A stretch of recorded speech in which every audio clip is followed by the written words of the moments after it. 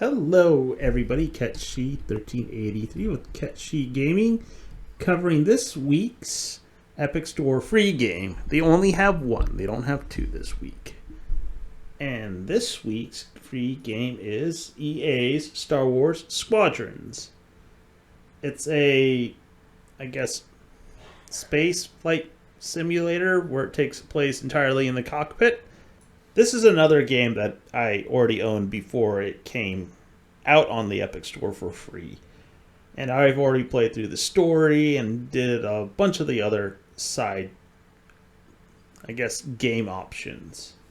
I'm not going to make this a full review, and I actually have no intention of doing so. So let's get into it. First of all, when you install this game, you are going to have to install the EA app. I don't know why EA tries to make any of their launchers a thing.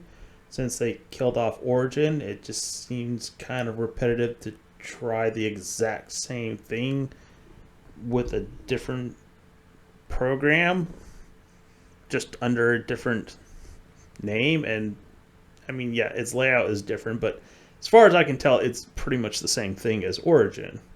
I mean, at this point, you'd think they would just make it so you can launch it through either Steam or whatever store that you bought it from. So yes, you have to have the Epic launcher and the EA app running at the same time. And the first time I tried to launch it, it didn't launch correctly, and I had to launch it again. So that kind of goes against it, and that's more against EA than the software itself. Now, second, when I played this, I bought a HOTAS controller. More specifically, the Logitech G Pro Flight X56 Rhino Flight Control System. Oof, and this is definitely probably the way to go if you enjoy simulators or flight simulators, more or less. You can use a controller and a keyboard if you want. Now, the controller has limited options in comparison to, I don't know about the keyboard because I never touched the keyboard part except for maybe to control some menus. But in terms of actual gameplay, the HOTAS had more options than the controller, especially when it came to flying as the Rebels. Granted, it took me about 10 minutes to actually assign everything to where I wanted it to be assigned. It did have everything pre-assigned to the HOTAS, and some of these assigned inputs were really, really odd, such as controlling the direction of the pitch and the yaw weren't assigned to the main stick or the part of the controller that you can tilt up and down. It was assigned to one of its little directional, I don't know what else to call it, kind of pads that are on the stick. Same for the throttle. Wasn't attached to the throttle, which had a forward and backward motion. It was attached to a dial on the throttle. So yes, if you're going to use a HOTAS, you're probably going to have to reassign all of your inputs. Not to mention there's a ton of them, and I had to figure out which inputs correspond to which switches and which buttons. So yes, there's a bit of setup if you're going to use a HOTAS. So the game starts out forcing you to go through the first part of the story, more or less as a tutorial, which kind of irritated me since I already knew how to play. But even then, it should have been something they put in an optional tutorial instead of making you do it. I didn't even get to set up my HOTAS before they threw me into gameplay. It literally had to stop the game mid intro to flying. Actually, no, I didn't even get at flying. I had to stop it so I could assign everything to my HOTAS, because it also uses that to go through the menus and the hangar. And once I got out into space, I had to reassign everything when I figured out that they assigned some weird combinations to my HOTAS for its controls. So, instead of letting me set it up in the main menu and testing it there, they had me stop in the middle of the story to get everything set up. If you're using a gamepad, it's not that big of a deal. But if you want to use a HOTAS, it's kind of a bit of a detraction for me in that regards. So once you go through the story, you eventually get to the menus where you get to choose some things. There is one part of the story I want to mention that's kind of dumb. And it goes to show that certain programmers don't really take physics and or space into account. In which case you had to zoom past a Star Destroyer. So here's the problem with this. You can see the whole entire force. It's just a Star Destroyer with some support craft. I'm like, why don't you just go around it or below it or above it out of range instead of zooming past multiple cannons? I don't know. It seemed like a lame excuse to teach you how to use boost. And it was kind of dumb.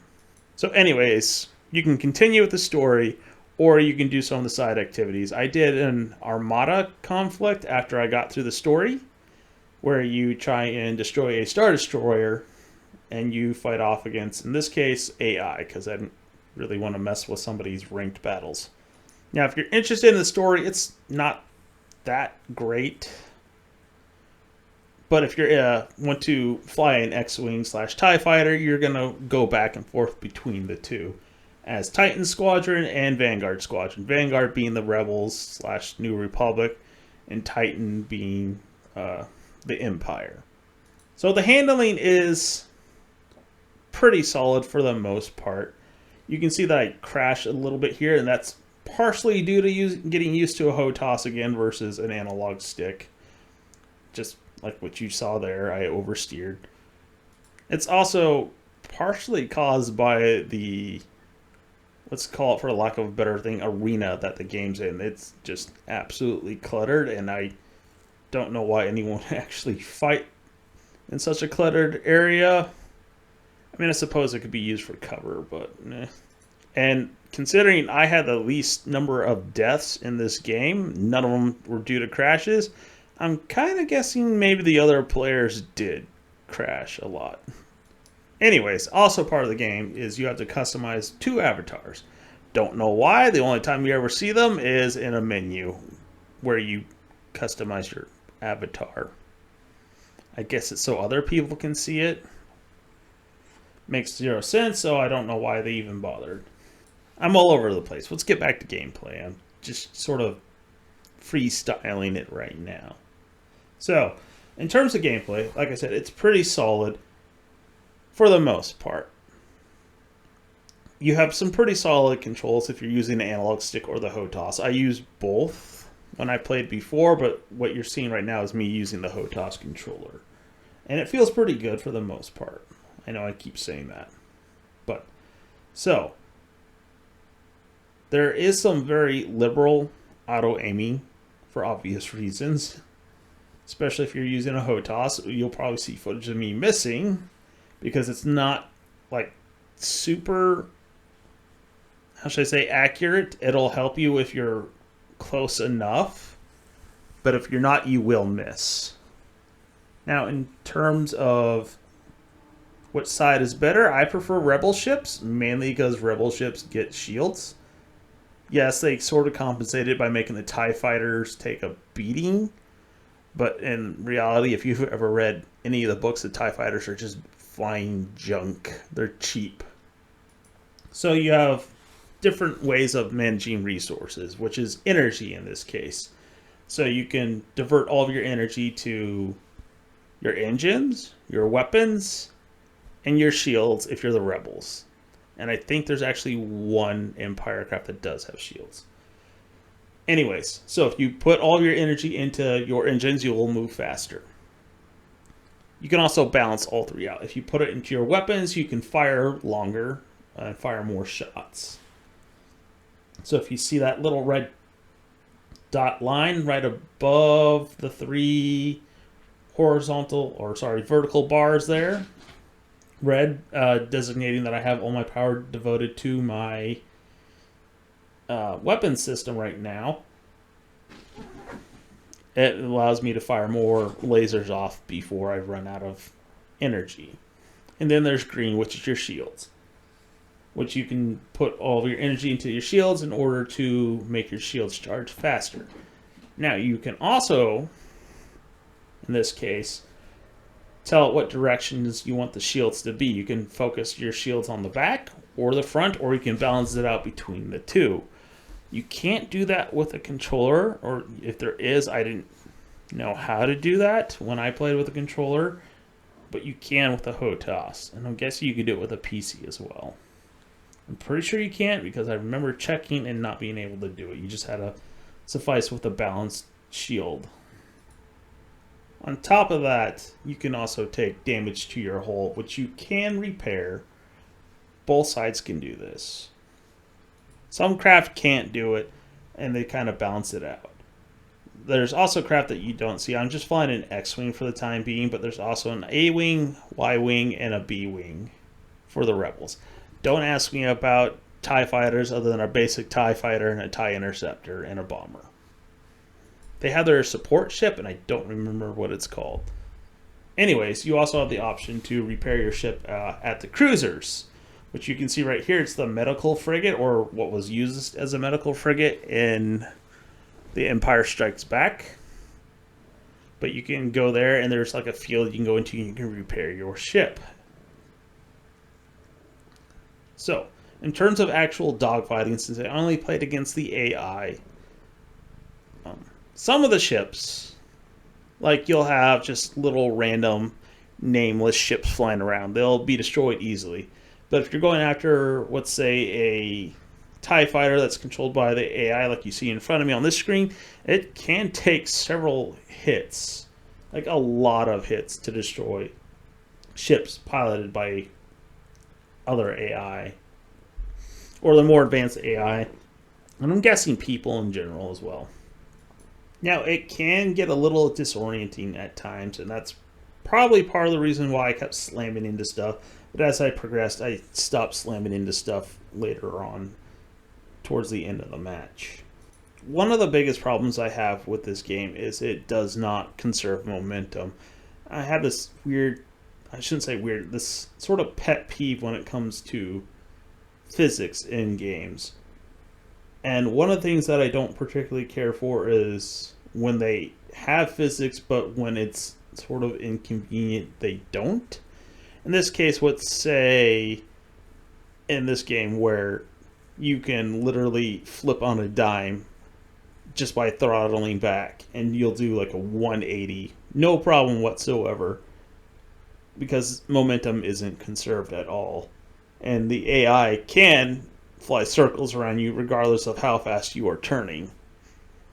It can. It usually doesn't, because sometimes, if you're lucky, you'll have a co-pilot, or a wingman, sorry, in this case, will save your butt.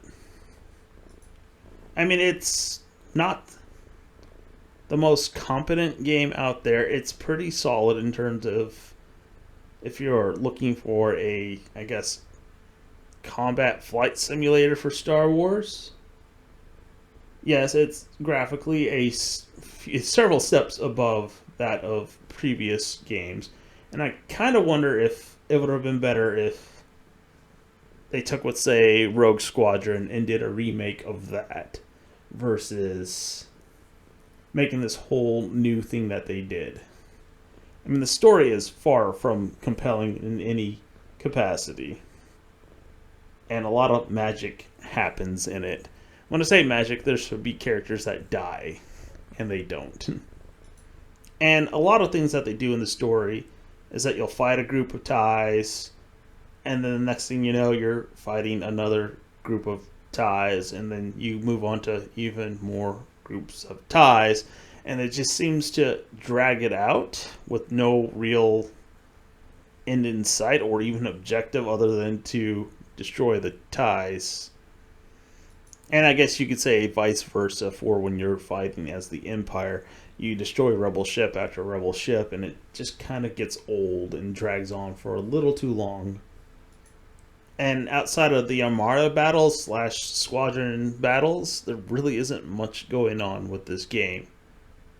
Yes, you can unlock different parts of your ship to change how it flies. Like you can increase your shields, you can change what kind of lasers you have. Like I can make the equivalent of a sniping X-wing, or I can put a sort of Gatling gun on my B-wing, which is what I love to do, but I didn't unlock that at this point since I had to go off of my Epic version instead of my Steam version.